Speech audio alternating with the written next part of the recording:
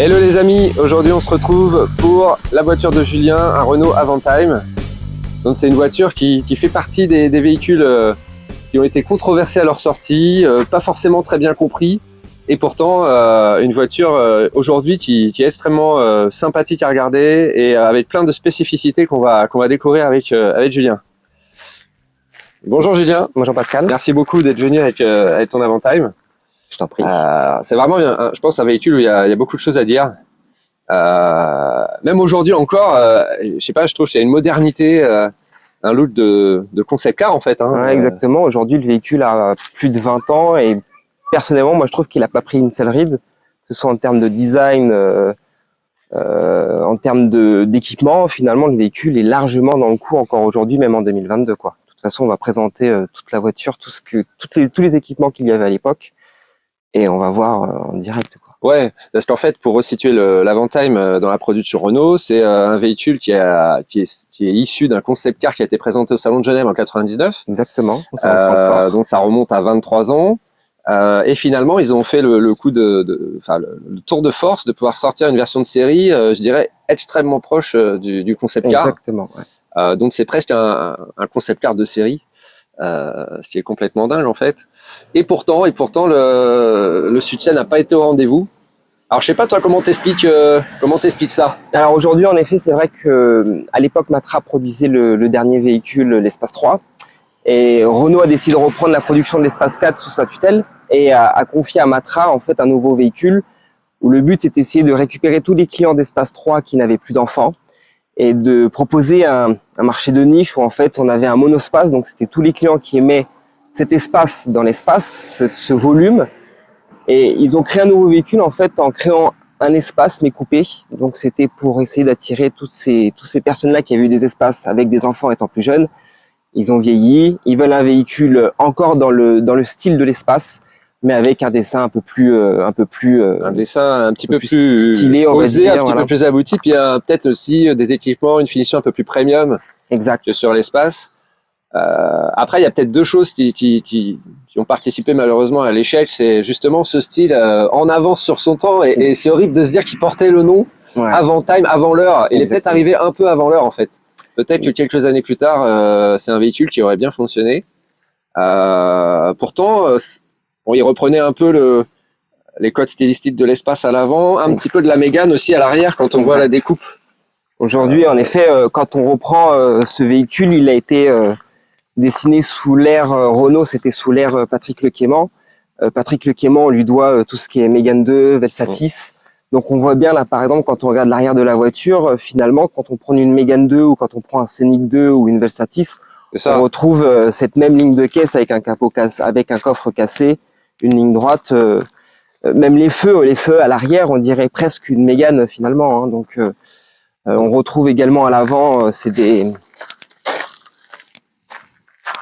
à l'avant, le bloc phare est presque similaire. Je crois qu'il est même identique, mais j'en suis pas sûr.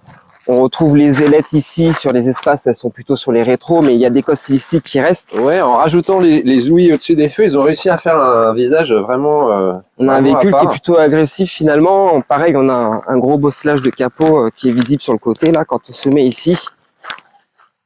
Là, par exemple, on voit quand même que le capot il est quand même plutôt costaud, alors que sur l'espace, on avait un capot qui était plutôt droit.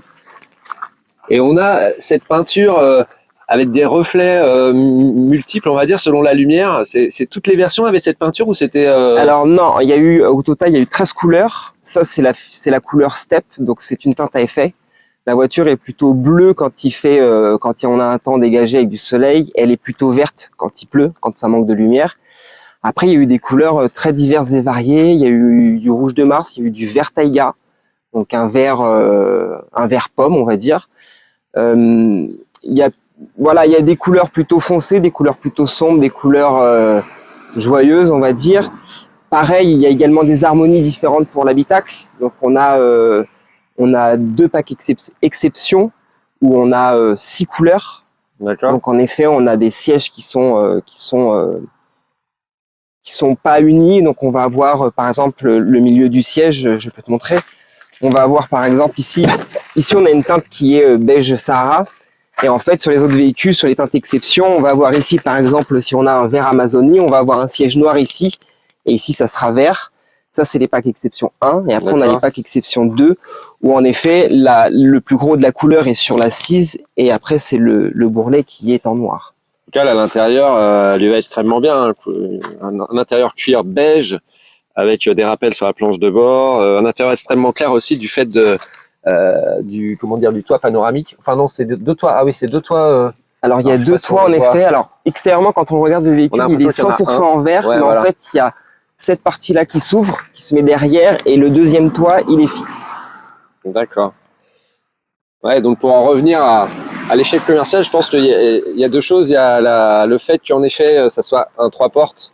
Peut-être que la cible des personnes sans enfants n'était peut-être pas la bonne et qu'en fait, ça aurait intéressé des cadres supérieurs avec des enfants et que finalement, le fait d'avoir que le 3 portes, c'était un peu rédhibitoire en fait. Exactement. Pour la praticité du quotidien. Mais finalement, aujourd'hui, moi, ce véhicule, je l'ai acheté en février 2020. Je l'ai acquis dans le cadre d'une utilisation strictement familiale. Donc, c'est une 4e voiture qui sort uniquement quand on est en famille. J'ai un seul enfant. C'est en effet pas l'une des voitures les plus pratiques qui existent. Ça, c'est clair.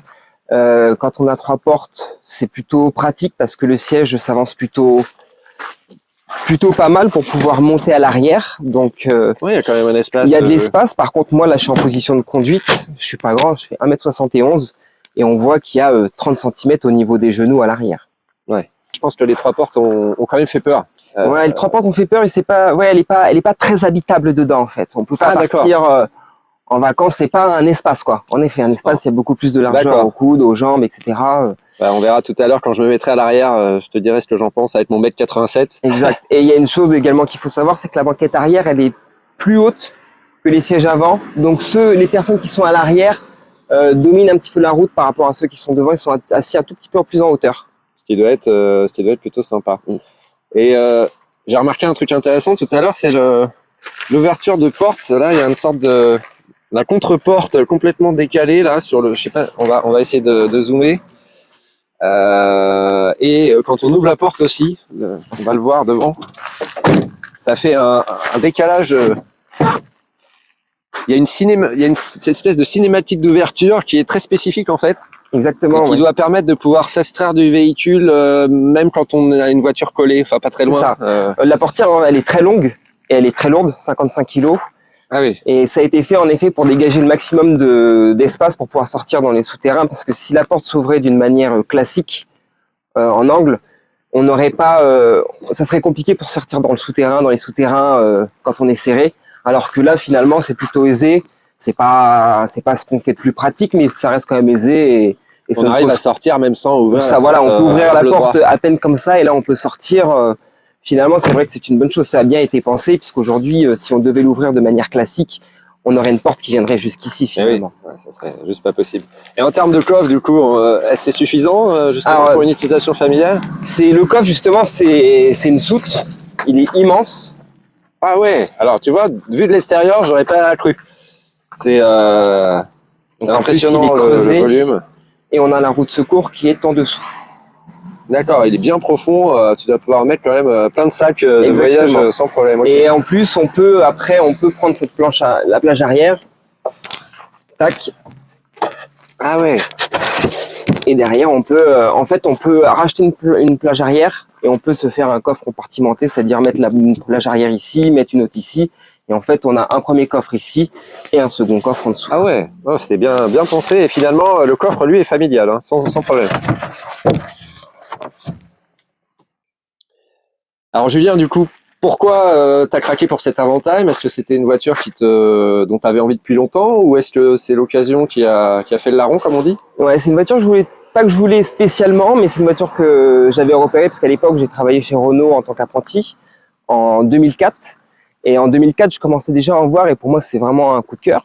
Et quand je me suis mis à chercher une voiture familiale, je voulais vraiment quelque chose de complètement décalé. Ouais.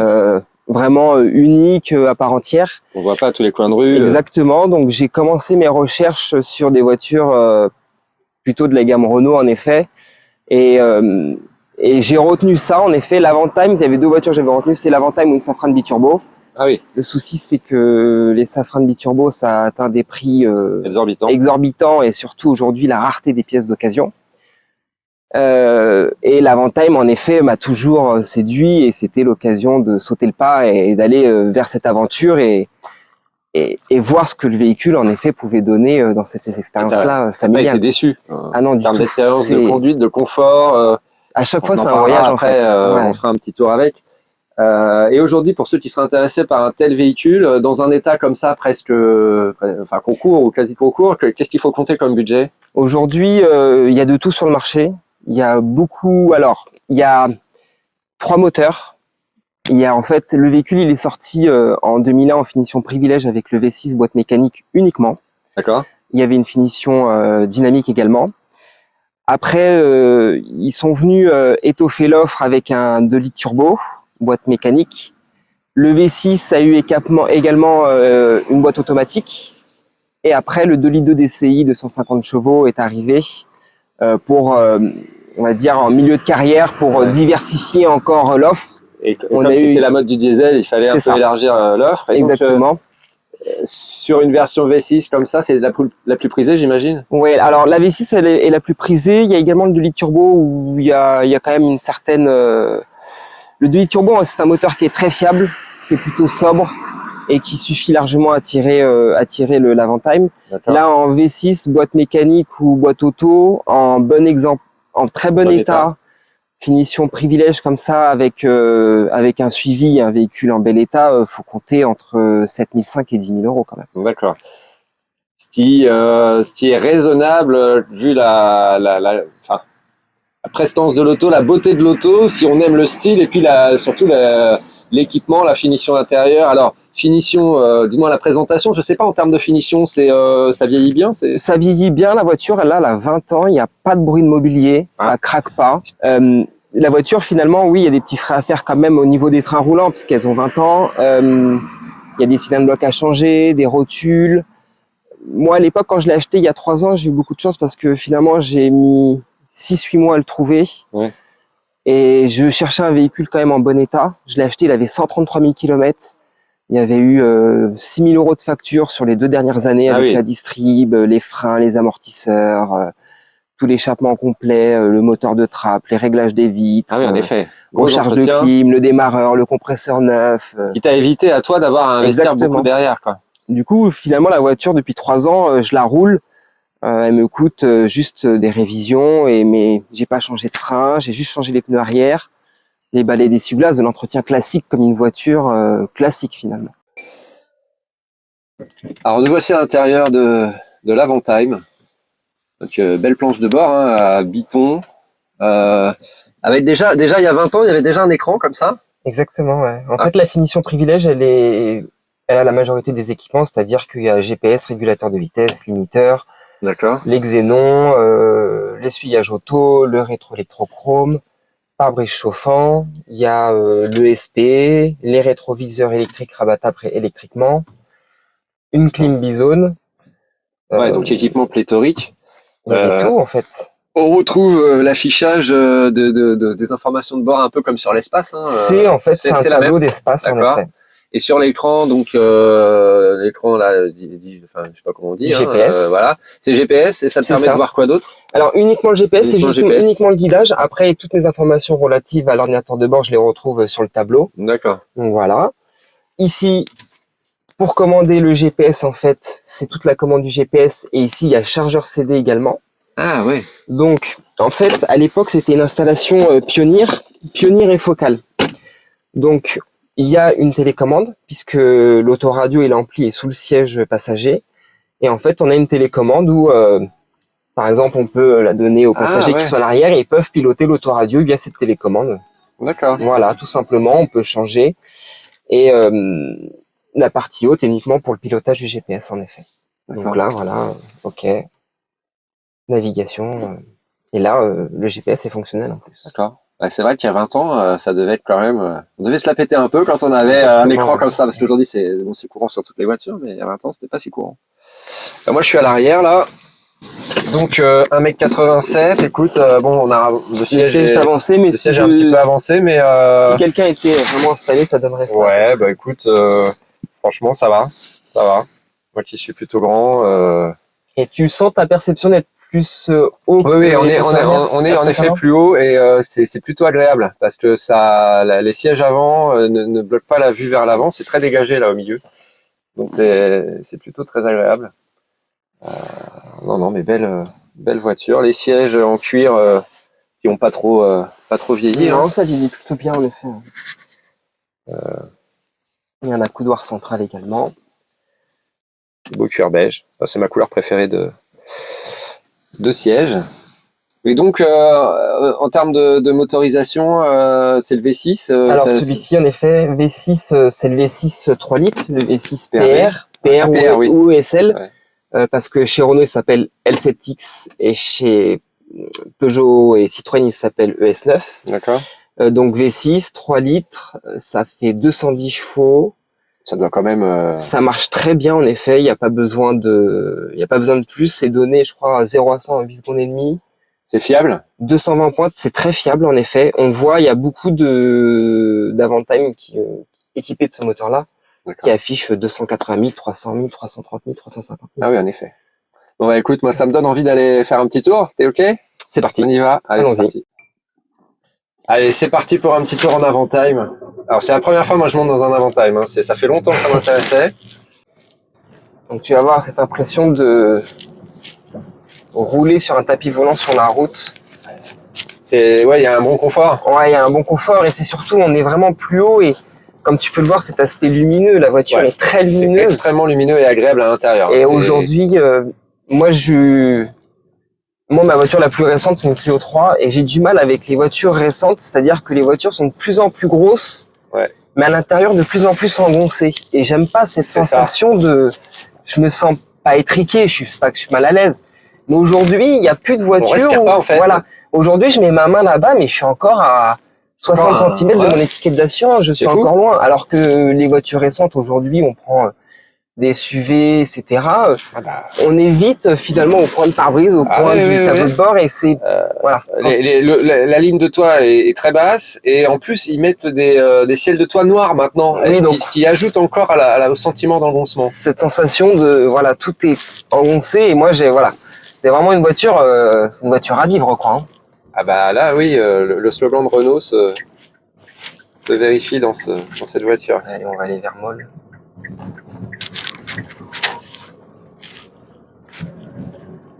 Silencieux. Silencieux et puis c'est pas commun d'avoir une voiture qui fait 1700 kg, qui ressemble à un monospace et qui est motorisée par un V6 boîte mécanique. Ouais, c'est sûr. Quand même. Et voilà, ce moteur-là, c'est vraiment un élastique. Il est hyper souple. C'est pas un moteur rageur qui va casser la nuque quand on accélère, mais c'est un moteur qui est très souple, qui fait largement le travail. Ah bah oui, et c'est un élastique en fait. On peut rouler en 3 ou en 4 dans les ronds-points et ça ressort sur un filet de gaz. C'est l'esprit grand tourisme, on va dire. Exactement. C'est pas de la sportivité, mais c'est pas fait pour rouler tout le temps à 6000 tours, mais et si on a besoin de doubler ou quoi que ce soit, ça envoie quoi. Ça y va, en effet. Il faut dire que toi, t'aimes bien les sportives à la base aussi, hein. T'aimes bien les Mégane RS par exemple. J'en ai toujours une, en effet. J'ai toujours une Mégane RS. Qui est beaucoup plus radicale évidemment, mais c'est pas du tout le même type d'utilisation ni le même plaisir en fait. Non. Et je suis toujours finalement dans ce même style. J'aime bien le style Le Cayman. Et j'ai une Mégane 2. Donc en fait, quand les voitures sont dans mon sous-sol et que je regarde l'Avantime et que je regarde la Mégane 2, quand on prend l'arrière, etc., il y a des traits communs dans le style.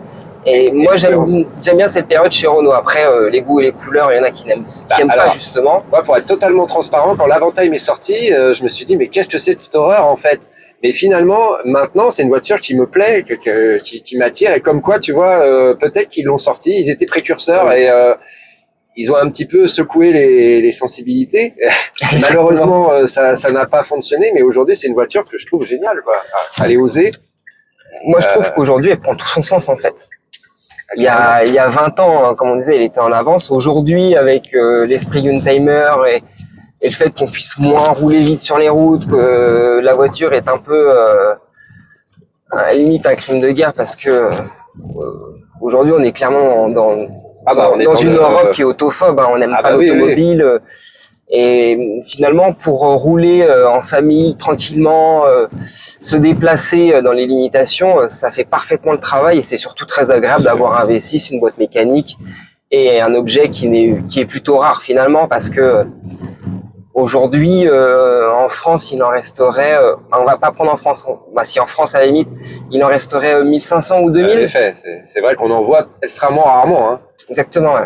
C'est très très rare. Là, j'en ai croisé un en venant tout à l'heure, mais c'est pas commun. On n'en voit pas forcément à tous les coins de rue. Moi, j'en vois, je sais pas, genre 2-3 par an, grand max. C'est ça. Oh non, mais c'est vraiment, je suis très content d'avoir fait cet essai avec toi là. On est très bien dans cette voiture et ce qui est le plus agréable, en effet, ce que tu disais, c'est la luminosité, quoi. On a l'impression d'être dans une verrière. On imagine des longs parcours sans fatigue. On écoute la musique, voilà, avec un moteur qui permet aussi de se faire un peu plaisir. Non, c'est top. Ouais, c'est clair. Bah, Julien, écoute, merci pour cet essai. Qu'est-ce qu'on peut dire en termes de volume de production? Je crois qu'on n'en a pas parlé. En effet, alors c'est un véhicule qui a été produit à 8557 exemplaires monde. Il y a à peu près la moitié, 4000, c'est des exports. Ouais. Donc 4500 vendus pour la France. Aujourd'hui, comme on l'a dit précédemment, en France, il en resterait entre 1500 et 200. C'est un véhicule à l'époque qui avait été dessiné par Thierry Métrose, qui aujourd'hui, Monsieur Métrose est patron du design chez DS. Ouais. Donc voilà, c'est une voiture en plus qui reste dans l'histoire automobile puisque son designer est toujours quelqu'un d'actif, qui est toujours dans l'automobile. Et on peut voir d'ailleurs sur Internet des photos de Thierry Métrose à côté de l'Avantime, même récemment, c'est-à-dire quand il y a des rassos, ceci, cela. Il est fier, il a toujours une affection particulière pour ce véhicule parce que c'est un véhicule qui a été un petit peu, en fait, vu que Renault avait arrêté la production de l'Espace 3 dédié à Matra, Renault a repris la production de l'Espace 4, donc ils leur ont confié ce véhicule-là. Et la suite, malheureusement, on la connaît. 8557 exemplaires plus tard, donc en fait, véhicule sorti en septembre 2001, si ma mémoire est bonne. Ouais, le 23 février 2003, Matra annonce la fin de l'aventure Matra. Et concrètement, la fin de production de l'Avantime, mais également la fermeture de Matra. Alors, je crois que tu avais le petit détail qui tue au niveau des vitres. En effet, alors, la caractéristique de cette voiture-là, c'est qu'il y a le toit ouvrant et toutes les vitres peuvent être ouvertes sans qu'il y ait un montant. Donc, on va le voir en direct. C'est sympa de montrer ça, ouais. Ça doit être sympa l'été quand tu te balades avec. Exactement. Chaud, très sympa. Ah ouais, d'accord. Le montant des vitres rentre. Ah, c'est génial. Et ça permet de rouler dans un véhicule qui a presque la sensation d'être en cabriolet, puisque là, c'est 100% ouvert. Oui, et puis tu as le toit qui est ouvert également. Non, vraiment très sympa ta voiture. Et quand on se recule, on fait une ligne quand même. C'est pas quelque chose qui est commun en termes de design sur le marché de l'automobile. Non, c'est vraiment un concept car. C'est vraiment un concept car homologué sur route, hein, finalement. Bah écoute Julien, c'était vraiment un plaisir de nous présenter ta voiture. J'espère que nos auditeurs, nos spectateurs vont avoir aimé la vidéo. D'ailleurs, j'espère. Je les invite à lâcher un petit pouce, à s'abonner à la chaîne. Et puis, écoute, pourquoi pas à bientôt pour un autre véhicule, hein, Julien? Bien sûr, ouais, pourquoi pas. J'ai une Twingo 1 qui est finalement un Avantime en modèle réduit, hein, finalement. Qui était très. Les philosophies sont les mêmes, en fait. Très novatrice pour l'époque. Exactement. La philosophie est la même, que ce soit un Avantime, une Twingo ou après éventuellement la présentation de la Mégane RS. Ok. Eh ben écoute, merci beaucoup et puis bon retour à toi. Merci. À bientôt, Julien. À bientôt.